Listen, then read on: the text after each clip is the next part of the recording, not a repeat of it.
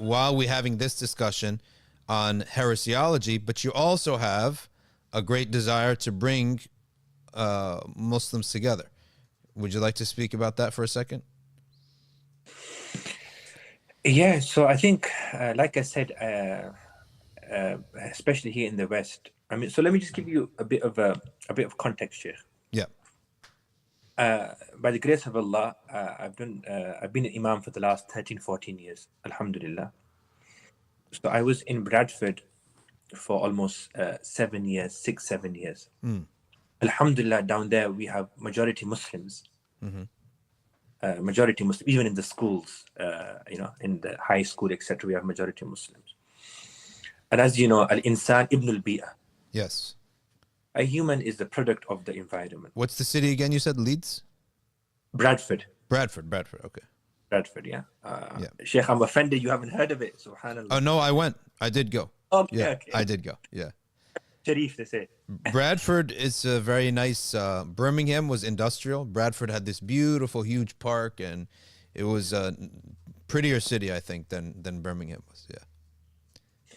Alhamdulillah. So now Aylesbury, where I've been, this is more in towards south. We're close to London. Down here, the demographics are quite different. So, of course, I'm going through a journey where I'm learning and I'm trying to develop myself. So I'm, comparing and contrasting. 7 years there, 6, 7 years there, 6, 7 years here, and I believe the majority of UK, at least, apart from places in Bradford and Birmingham and Leicester and Preston and these places, non-Muslims, and then of course in the West, majority non-Muslims. Here, our challenges. We've got very big challenges like LGBTQ, for example, atheism and all these other isms and schisms that are on the rise. And the attack on Islam and Muslims is not on a specific group, it's all of us. So this has made me think, we need to do something about this. We need to actually, yes, this doesn't mean we compromise our differences and we say, we unite in theology, which is impossible. I think that's impossible. It's not rationally impossible. It's mustahil adatan, at least. It's never happened. Yep. And I don't think it'll ever happen. Yes. Yep. It's never happened. Always been there, and it will always stay there. So it's normatively impossible to even call to notion of theological unification. I think that's impossible. Yeah. So my thing is now that I think even polemics, and to be honest, I need to confess I'm also a polemicist. May Allah forgive me. I'm not, good. But even our polemics should be discussed in certain context, in a certain way. We have adab al-bahth al-munadara. Classroom settings, maybe academic settings, maybe, in writing, for example. Because what I'm seeing is a lot of the online polemics especially is creating further disunity within the Muslim denominations. And that is becoming a barrier for us to work together in order to defend Islam, which is a big problem. For example, I'm not going to mention any names, any places, but just generally speaking, I've seen masjids where they will happily take pictures with priests and Christians. I'm not saying this is a bad thing. You're working with Ahlul Kitab, for example.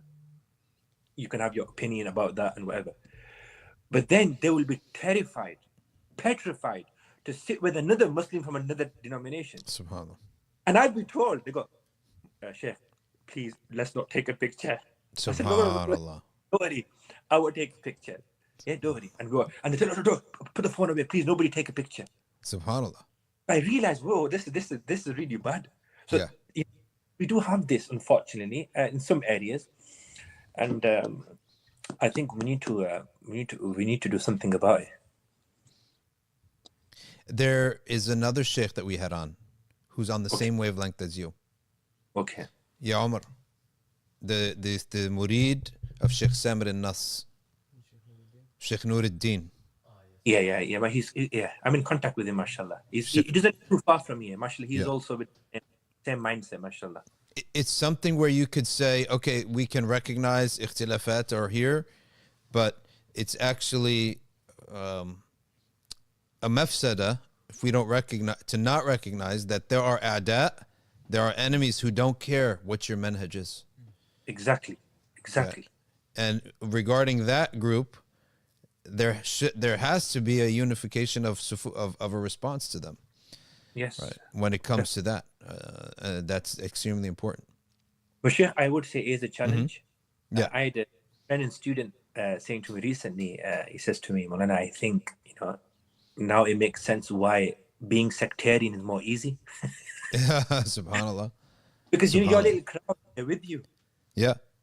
And you'll have these people in every denomination, every group, who don't want this. It's like you're off the manhaj or you're off the maslak, And subhanAllah, I heard a scholar saying that the moderate-minded people from two different groups will get on with each other more than the extreme and the moderate of the same group. 100%.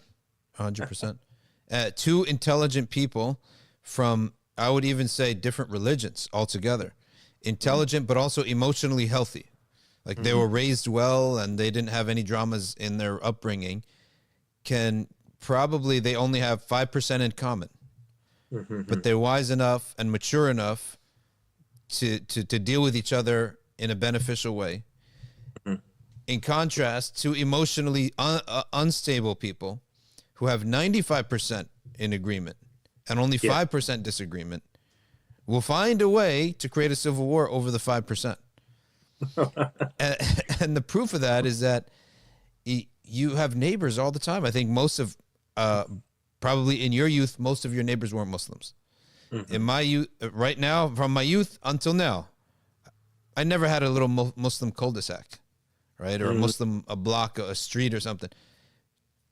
But you learn to survive, right? You set in your mind parameters. He in his mind have parameters. We both know the parameters unspokenly, and we're very happy as neighbors, right? So why can't that apply then to a mukhalif, right?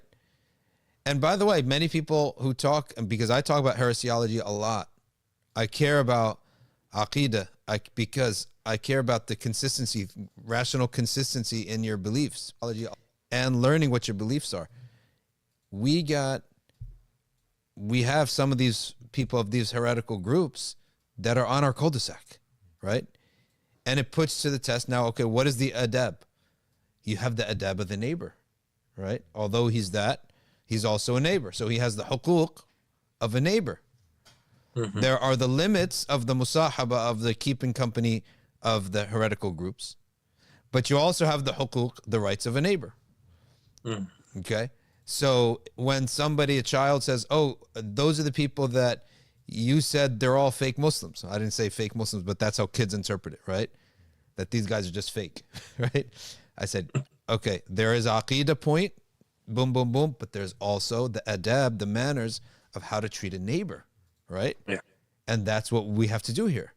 And that's what I said I love about that the Sharia has an adab for every single situation. It gives you an answer for every situation, and it's a way of living that doesn't require you to be some emotional extremist.